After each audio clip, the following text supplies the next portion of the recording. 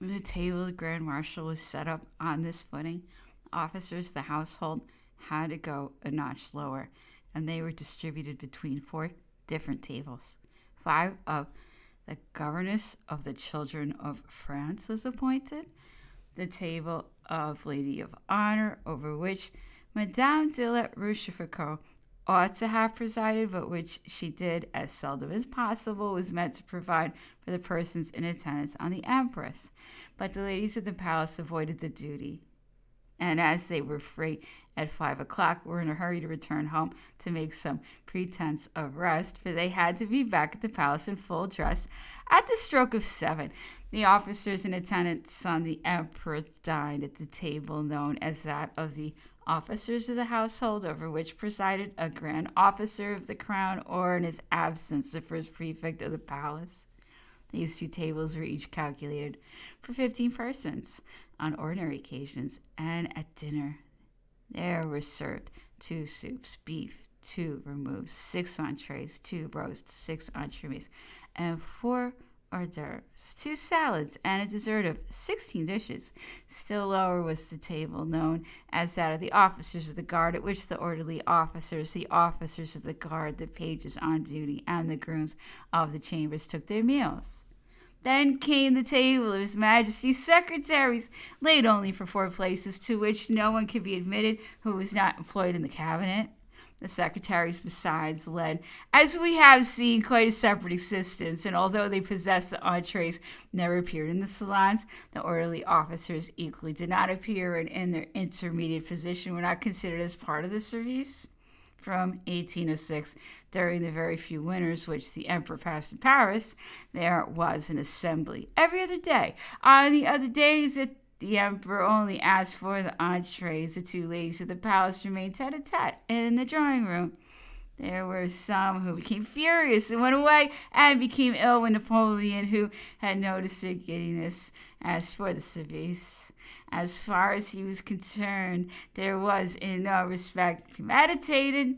It was simple inadvertence, but in courts everything is a matter of suspicion, and an expected distinction which is not obtained becomes a matter of offense. At the assemblies, the company was a little larger, but very little. As a matter of right, or almost so, the guests were first the princes and princesses, the imperial family, then the grand officers of the crown, the colonels general of the guard, emperor's aide-de-camp, the prefect of the palace, the chamberlain, and the equerries of ordinary and extraordinary service, the lady of honor, the lady of the bedchamber, the ladies of the palace on quarterly duty, then, according to the days, and by special invitation, a grand dignitary, 2 or 3 ministers, a few senators, and councillors of state, 8 or 10 generals or colonels, 30 to 40 men, 20 to 30 ladies, who were always taken from among the wives of the chamberlains, aides-de-camp, or grand officers, now and then, but rarely, wives of generals, still more seldom strangers.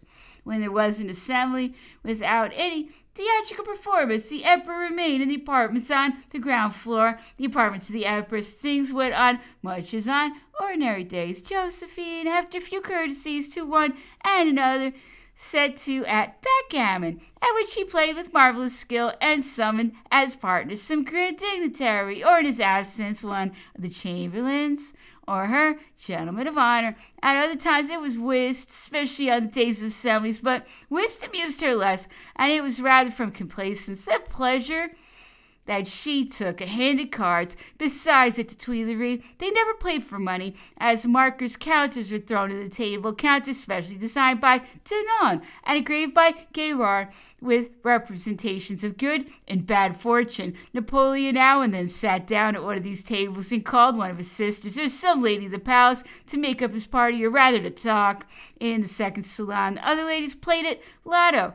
There was but little conversation. The men standing around wished to have the air of being interested, did not chat, but confined themselves to the exchange of a low voice of some everyday remark. Napoleon often, without touching cards, went up to the ladies, who, standing up, awaited his good pleasure. He chatted an instant with the most intimate, or rather spoke to them, told them how the toilette they were wearing suited them, or amused himself by putting questions to them. But as soon as he became emperor, there was an end to those friendly evenings which he enjoyed at Masson, an end of charades, reading aloud short stories related by each in turn. Musicians called in to play some melancholy piece in the semi-obscurity of the lights veiled with gauze, and end of the games of 21, in which the first consul, keeping the bank, laughed at his own cheating and rallied the losers, an end of those flights of rough gaiety with men, all of whom, as his companions in arms, had to that time kept up not the tone of courtiers, but the privilege of true friends, and end still more and forever the chats with some lady whom he had known when he was quite a child, and whom it pleased him to tease. Now he's emperor, he has a court, and in his, as in every other, dullness reigns more than he does himself. Most frequently, even on the days of reception when there was no absolute obligation for him to remain, or when he did not at once find someone to talk to quite to his taste, after a few turns in the salon, he went upstairs again to set to work, unless he went to some theater out of doors with the Empress, a thing which rarely happened from time to time when the Theatre of the Tuileries was constructed, or unless there was a performance in the large hall of the Tuileries, or in the small apartment, or a concert in the hall of the Marshals, or a small concert in the Empress's room. As for diversions, the latter was the only one which was acceptable to him. Music, and especially vocal music, enchanted him.